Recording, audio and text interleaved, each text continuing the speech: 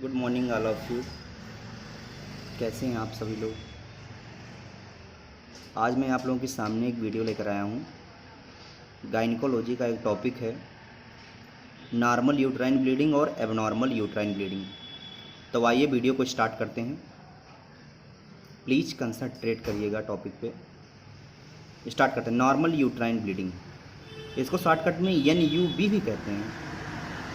Alright, NUB नाम से clear है। नॉर्मल यूट्राइन ब्लीडिंग यानी सब चीज़ नॉर्मल चल रही है। आप नॉर्मल मेंस्ट्रुएशन के बारे में आप लोग जानते हैं कि नॉर्मल मेंस्ट्रुअल साइकिल कितने दिन पर आती है? 28 दिन पे। एवरेज माना गया है 21 से 35 दिन। इसको बोलते हैं साइक्लिक इंटरवल। आप ये भी जानते हैं कि मेंस्ट्रुअल साइकिल के दौरान कितना ब्लड लॉस होता है। ये तो सबको पता है कि मेंस्ट्रुअल ब्लड लॉस कितना होता है। आप जानते हैं कि 35 ml ब्लड लॉस होता है। एक एवरेज माना गया है 80 ml ब्लड लॉस होता है।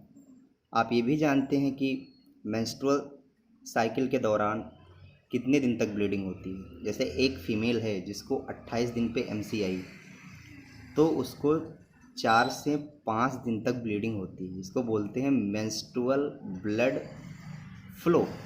मेंस्ट्रुअल ब्लड फ्लो 4 से 5 दिन तक होता है। इसी को बोलते हैं नॉर्मल यूट्राइन ब्लीडिंग, या इसी को बोलते हैं NUB, या इसी को बोलते हैं नॉर्मल मेंस्ट्रुएशन। क्लियर हुआ ना। अब हम बात करते हैं एबनॉर्मल यूट्राइन ब्लीडिंग की। इसको शॉर्टकट में बोलते हैं NUB, सॉरी AUB। एबनॉर्मल है ना, तो AUB से बोलते हैं abnormal uterine bleeding.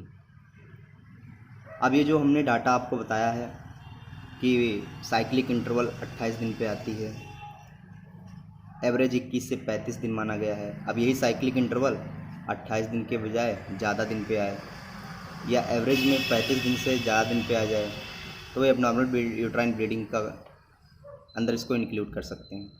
Menstrual blood loss आप जानते हैं 35 ml होता है, या 80 ml एवरेज माना गया है। अब यही मेंस्ट्रुअल ब्लड फ्लो 80 ml से ज़्यादा लॉस हो जाए या 70 ml से ज़्यादा लॉस हो जाए, है ना, तो इसको एबनॉर्मल यूट्राइन ब्लीडिंग के अंदर इंक्लूड करेंगे। मेंस्ट्रुअल ब्लड फ्लो आप जानते हैं 4 से 5 दिन तक होता है, और यही मेंस्ट्रुअल ब्लड फ्लो